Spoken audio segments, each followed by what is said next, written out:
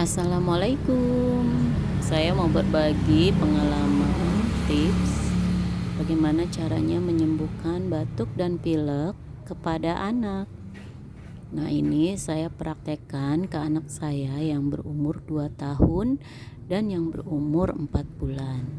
Saat itu keduanya mengalami batuk pilek. Biasanya saya langsung ke dokter dan ini saya coba pakai daun saga yang sudah terkenal banget mampu mengobati batuk dan pilek. Ini saya ambil beberapa bagian daun, lalu saya cuci bersih, saya ambil daunnya saja, lalu saya tumbuk.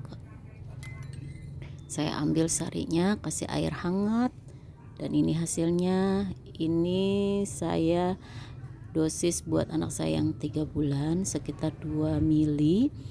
Saya gunakan pakai pipet. Saya rutin pagi dan malam selama 4 hari. Alhamdulillah batuk pileknya sembuh.